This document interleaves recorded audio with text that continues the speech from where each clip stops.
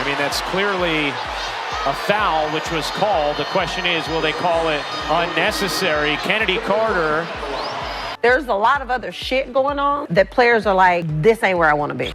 Over there. Yeah. Yeah. No way in hell you just accidentally left Caitlin Clark's name out of that soliloquy that you dropped about the Indiana Fever. Stop it. So I feel like I'm just at the point where you accept it and don't retaliate. Like, just let them hit you. Caitlin Clark is once again proving why she's one of the most electrifying players in basketball. But can she take her game to an even higher level and dominate the WNBA like she did in college? That's the question everyone is asking. But with a full season under her belt and a new-look Indiana Fever team built around her, it's time to see if Caitlin Clark is ready to take over. Back in college, Caitlin Clark was nothing short of a phenomenon. She set records that many thought were untouchable, averaging over 30 points per game in her final season. Her deep three-pointers, vision, and ability to control the game made her one of the most exciting players to watch. She led Iowa to the NCAA championship game, putting up numbers that were historic. But as soon as she declared for the WNBA draft, and you said that Caitlin is going to go through a learning curve. Some people were critical of you for saying that, but I don't know that it necessarily meant that you're not welcoming to her, right? I mean, how do you... it seems like you were just saying the reality is she's going to have a learning curve. It's the new fans are really sensitive these days. You can't say anything. It's kind of like when you go from kindergarten. The narrative started to shift. Many WNBA veterans and analysts questioned whether Clark's college dominance would translate to the pros. One of the most talked about moments came when Diana Taurasi, a legend in the sport, made comments suggesting that Clark would struggle against grown women who had been in the league for years. While some took it as tough love, others saw it as a direct attempt to downplay her talent. There's a lot of other shit going on that players are like, this ain't where I want to be. Over there. Yeah. Some new shit going on around there. It's a lot. Cheryl Swoops, another legend, echoed similar sentiments, making it clear that Clark would not simply walk into the league and dominate. Clark, however, did not engage in public debates. Instead, she focused on preparing for the next level. By the time she entered the WNBA, her work in the offseason had already made headlines. This viral image of her lifting heavy weights, holding 100-pound dumbbells, circulated online, proving that she was not just ready, but was physically preparing to handle the tougher, more physical play style of the league. This was a clear response without words. She wasn't going to argue with doubters. She was going to prove them wrong on the court. Her rookie season with the Indiana Fever was a roller coaster. She had standout performances, dropping 30-plus points in multiple games and showing glimpses of why she was drafted first overall. But she also had games where she struggled, adjusting to the defensive pressure and physicality of the WNBA. Even then, she managed to lead her team to their first playoff appearance in nearly a decade, something that could not be ignored. By the end of the season, she had not only proven she belonged, but she finished fourth in MVP voting, a remarkable achievement for a rookie. Despite all this, criticism continued. Some felt that Clark was receiving too much attention compared to other talented players in the league. There were claims that her hype was due more to external factors than her actual performance. But the reality was simple. Clark was bringing in fans like no one else. WNBA viewership skyrocketed, ticket sales spiked, and merchandise featuring her name sold out in record time. Whether people loved or hated her, they were watching. And that alone was proof of her impact. 90 seconds left to play here in the first quarter. Looking for Reese. Magdalene tips it away and off and running. Caitlin Clark whips a pass. Thread the needle. My goodness, what a play. An and one chance. One of the defining moments of her young career came in a game against the Chicago Sky. It wasn't just any play. It was one that had fans and analysts talking for weeks. Goes around to Gumake. Drives baseline. And shot rejected by Izzy McMagor. Second opportunity is up and in by Nalissa Smith.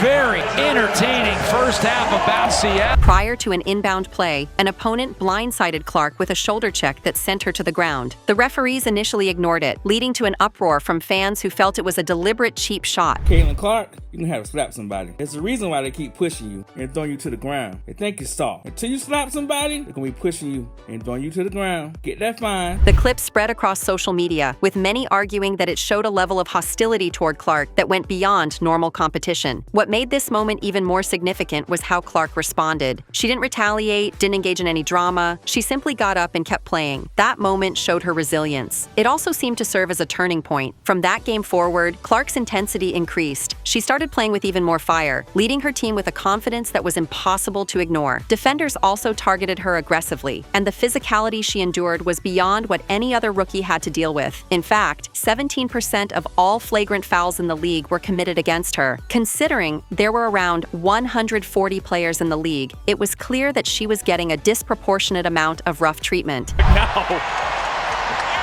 and some extracurricular as Clark's knocked down a couple of deep triples here in the second quarter.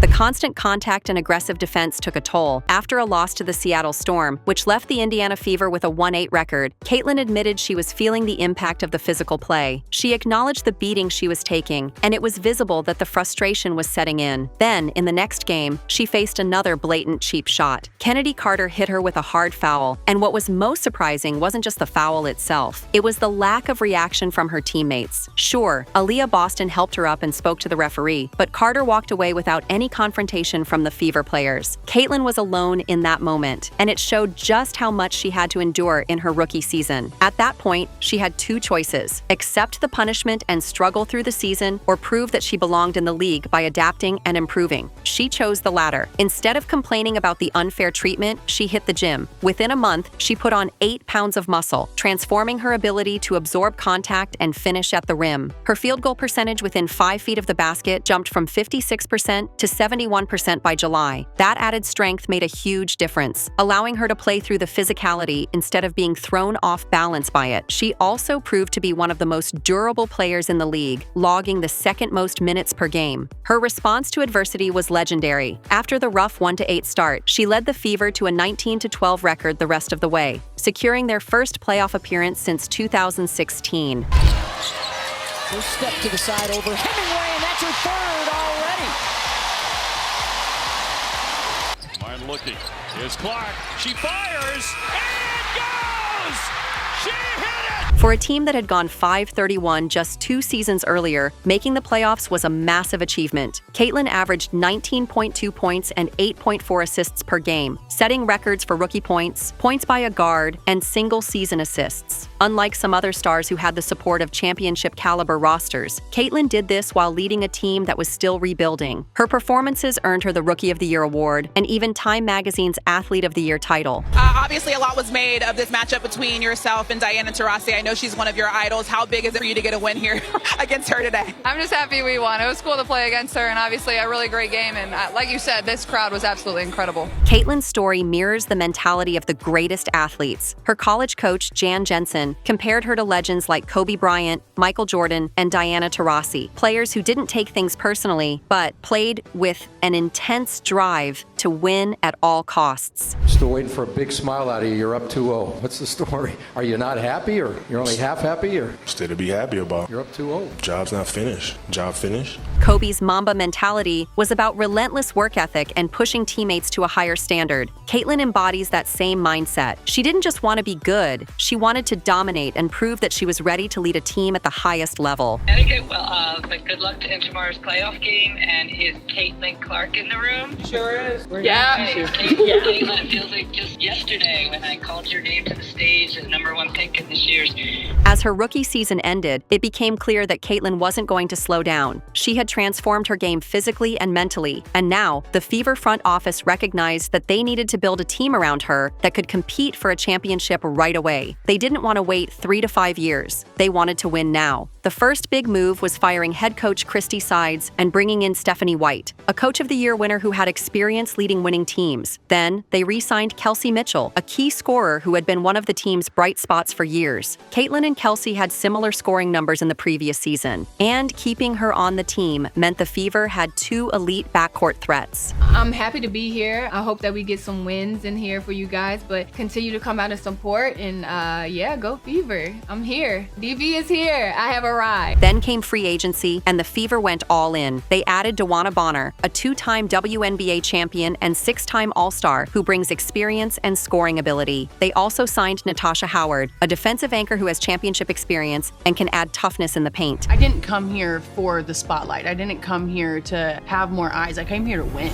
Our series with the Indiana Fever offseason free agents continues here on Inside Fever Basketball, and a highly anticipated conversation. Another key addition was Sophie Cunningham, a sharpshooter known for her toughness and energy on the court. Boy, was I in shock when I just read that ESPN has reported that Sydney Colson is signing with the Indiana Fever. I am so curious about what Asia Wilson has to say. The Fever also brought in Sydney Colson, a two-time champion, and Bernadette Hattar, a 6'10 center who can provide depth inside. These moves changed everything. The Fever went from a rebuilding team to a serious contender. Analysts took notice. ESPN's Rebecca Lobo called them a potential championship contender, and other experts praised their offseason moves. The team had gone from struggling to competitive in just one season, and now they had the roster to make a deep playoff run. In the league, and sources say that it's a 6-year deal that could be worth more than $100 million. So a lot of the details of this television deal have not been revealed just yet, but there was one unconfirmed. She made headlines when she turned down a massive offer from Unrivaled, which would have given her over $1 million plus equity in the company. Instead of taking the quick payday, she chose to focus on her career in the WNBA, making it clear that her priority is winning and building a lasting legacy. This decision showed her dedication to the game. While her WNBA salary is around $76,000, roughly the same as a manager at a retail store, she is thinking long-term. She is betting on herself, and so far, that bet is paying off in a big way. Caitlin's work ethic has been evident in her off-season training. She took time to rest, recover, and build strength. Now she looks more physically dominant than ever. Her presence on the court has always been electrifying, but now she has added muscle and endurance to her skill set. Opponents will have an even harder time keeping up with her. A stronger, faster, and more conditioned Caitlin Clark is a scary sight for any team facing her. The WNBA, for years, struggled to capture the interest of mainstream audiences. The league operated at a loss for nearly 3 decades, relying on financial support from the NBA. But when Caitlin Clark entered the scene, everything changed. Viewership skyrocketed. During her college career, her games averaged 1.2 million viewers, and she accounted for nearly half of the WNBA's total broadcast value. This isn't just a small bump in numbers. This is a complete shift in the league's popularity. Attendance has also surged. Last season, Fever home games drew over 340,000 fans. Even on the road, crowds of over 20,000 packed arenas just to watch her play. These numbers are unheard of in the WNBA. A preseason game featuring Caitlin Clark against a Brazilian team, one that casual fans wouldn't normally care about, completely sold out a 15,000-seat arena. Resale tickets were going for thousands of dollars, proving that her presence alone is enough to fill seats. But now, with WNBA legend Diana Taurasi nearing the end of her career, the conversation is already shifting toward Caitlin Clark being the next face of the league. Now, before you leave, just don't forget to give this video a like, smash that subscribe button, and also ring that notification bell while you're down there.